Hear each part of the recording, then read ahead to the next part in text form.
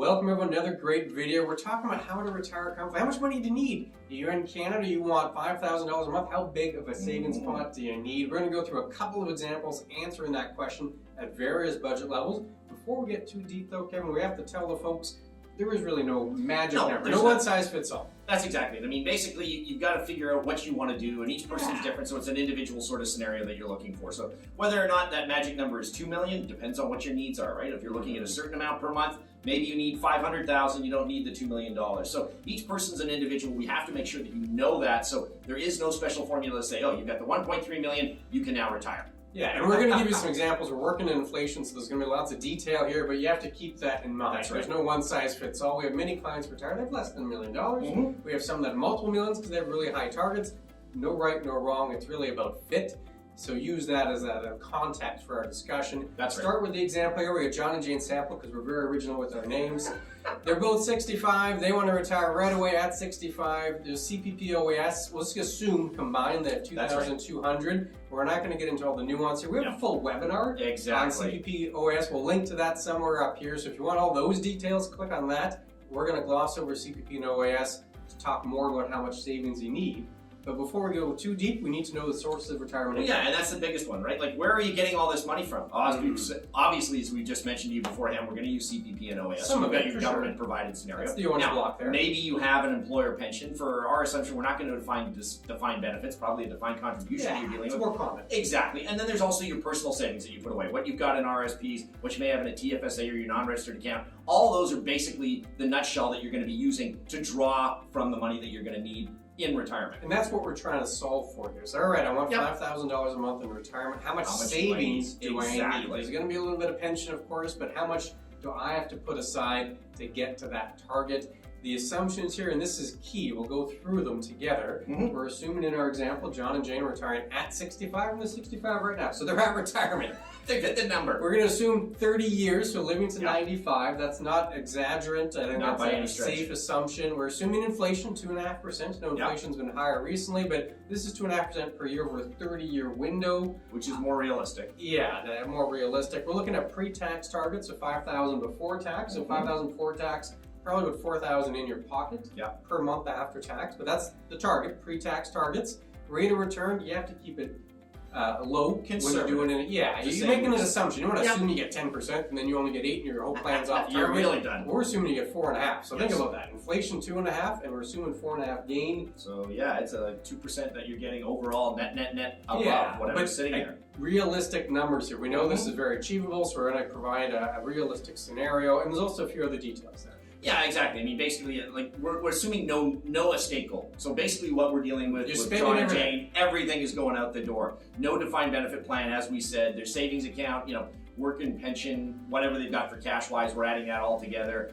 We're including no fixed assets either. So we're not using a house if they have a home funded for retirement. If they have cottage or anything else, we're not using any of that money or drawing off of that to try and deal with any of these sort of scenarios. So again, that's one of the scenarios we deal with. And again, we have a formula on our website, right? We can go to beckerorr.com and we can figure out how to do these numbers. That's exactly what we're going to do. And it's a free calculator, so you can use it as well. But the idea is we have to simplify the retirement plan so that we can actually provide some detail and give you a bit of a takeaway. Realistic plans are far more complex. They are. But simplified scenario, we'll go through example 1 and we'll use that Becker Orr calculator to do exactly that. In example 1, we're going to start with $3,500 per month as the target. That's the budget they want to achieve. Pre-tax. You got it. So you're going to the Becker Orr website, you're clicking on the investor resources there, you click on the calculator. There's lots of calculators. They're all free. We're using the retirement calculator here. You're plugging in the value, so $3,500 a month. That's about $42,000 in a year. You can see we're adding the inflation numbers, that 2.5%, 4.5% rate of return. Eventually, you get all your data in there. You hit the calculate button. You get a nice report. We hit view report. There's lots of data that's going to be generated as part of that report, and you can see some of that on the screen now. The idea here is you get the full table, and that shows you your desired income is going up because we're using that inflation. It's working that into the calculation there, and you can see at the end of the table the amount of money left. It's pretty much all spent. You're looking at like $7,000. That the most, that remains. So that example there. So if you wanted $3,500 a month with all of our assumptions, you need a pot of money, about $345,000 to create that. given our assumptions. Exactly, and of course one of the big factors is that in the CPP and OAS scenario, 62% of what you need is basically given you from the government. Yeah. So that's why that pot is a little smaller, where you're looking at that roughly $350,000 is all you're going to need. So that larger the pot is from the government, the less amount you're going to need on your side. So that's sort of example one. Now, if we sort of amped it up to example two and did 5,000, now all of a sudden these numbers start to stretch a little bit more. Now all of a sudden at that 2,200, that's only 44%. So we are going to need a lot more money based on that sort of scenario, aren't we? And that's the idea here. So if you need 3,000 and you get 3,000 from CPP, OAS, and pension, well, great, that's easy. Yep. It's the idea that if the CPP, OAS, and your pensions, the lower percentage they are of your desired income target, Yep. the more savings you're going to need. So in that first example, CPP, OAS was 62% of the target. We're keeping right. CPP, OAS the same. We're just saying we want more money, so it's a lower percentage of the target. So now that pot, in example 2, where we want 5,000 pre-tax per month, that pot is now $740,000. So we only went up $1,500 a month, but the pot essentially more than doubled. Yeah, exactly. Because all of the extra had to come from savings, because there's no additional pensions. It all had to be from that savings pot. And you'll notice when we go to example 3 here, where we say we now want 7,000, the same thing happens here. Yeah, and again, but we're dealing with the same thing as opposed to having that, it's gone from 62 to 42. Well, now you're dealing with sort of 31% is all you're going to get. So, of course, vastly much more money you're going to need, assuming that you want to get that. And again, that's that desire that you want. You want $7,000 a month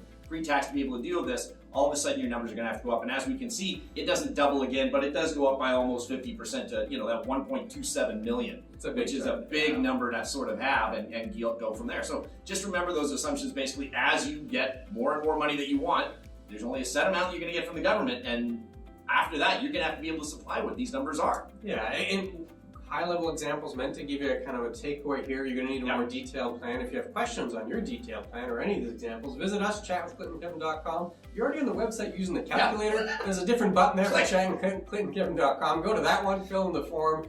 Comes right to us. No robots or algorithms here. We actually reply to all of the emails directly. It is myself and Kevin, not a junior or an associate. And we'd certainly love to hear from you. So chatwithclintonkevin.com. We'll do one more example here. And now we're going to change some of the criteria. We've been using kind of the set criteria and just upping the budget. That's right. What if we kept it at $5,000 a month, but we want to retire at 60 instead of 65? Now, the first change in our example here, John and Jane, they're going to have less pension. That's right. CPP and OAS, one, you don't get OAS till 65. CPP is going to be lower. You take it at 60. So in our example, they went from $2,200 between the two of them, CPP and OAS. Now they're only going to be at $960, so lower. Less than half. Yeah, much lower. And if they wanted $5,000 a month, we go through the calculator, plug in all those figures. You need a larger pot of money, over $1 million. We got $1,015,000 as that approximate pot of savings. Just to compare that, in the first example, retiring at 65, more CPP and OAS, you needed $740,000 to get that $5,000 a month.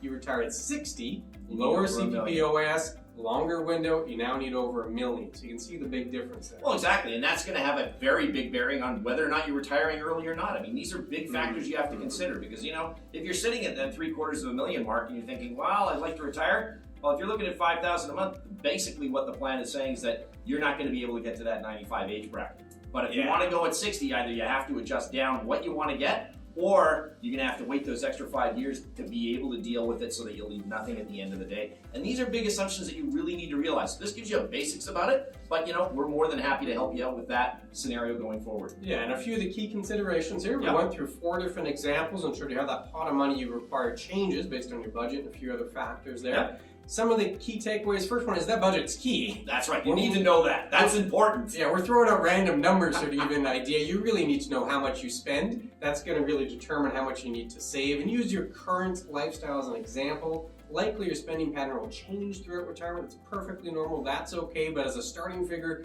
look at how you live your life now, use that number, and then you can adjust. And you basically want to make sure that it's a fairly accurate ballpark. No, it doesn't need to be to the penny. We don't need to know exactly what the actual decimal point is, but you want to have that accurate ballpark. Just saying, you're going to need $4,000 a month and you haven't done any planning, and all of a sudden you realize you're doing $5 a month now, that's not going to work for you. So make sure that that's sort of an accurate scenario. Again, the other factor you're going to have to look at, what are your estate plans? what do you really do? Do you really want to sit there and spend every dime and, you know, that last check bounces for you and that's good? That's fine if that's the goal. But if you want to leave something for, you know, the next generation, or you have charities or something you want to deal with, then all of a sudden the numbers that we're dealing with here, where we've spent everything, they have to be bigger. It's something you have to consider going forward. Yeah, we assumed everything was spent and you had just a little bit left over. If you want something for the next generation, well, you need another asset, right? You either need more money, or maybe you got a cottage or something else. Yeah, that's you have deal to with that. Factor that into the plan. Another takeaway here is the pensions, right? We talked about it a few times. If your desired target is say 5,000 and you have 3,000 of that as pension, well, that's pretty good. That means your savings only have to cover a little bit of that. So the more pension you have, the less savings you actually need. That could be CPP, that could be OAS. Maybe you have a defined benefit plan through work. You're one of the lucky few that have those. Be perfect. The more of those pensions you have, the smaller the savings pot needs to be. And then the last piece here, this is quite high level. We try to give you a few takeaways, but we had to simplify the scenarios in order to give you those takeaways. So this gets to the Becker Orr mantra. If you want something unique to new, what do you need? You need to have a plan. That is the first and foremost thing. Before you hit retirement, make sure you know what you want to do. Make sure you've considered everything. You want to look at your taxes, your will, your estate. You need that plan, the whole wealth scenario covered, just so that you figure out what you got going forward. If you don't have that, then you know you're just sort of throwing darts at a board and hoping that you're going to get it the right way. So make sure you have the plan, whether it's a simplified one to sort of base this on, or the more expanded one that we can deal with from there. Having a plan is important. You need something that's a fit for your situation. That's what the plan is all about. You like this video? We have many others, specifically one on determining how much will you spend in retirement. We look at lots of data there. It's floating on the screen. Click on that video. We'll see you again very soon. Take care.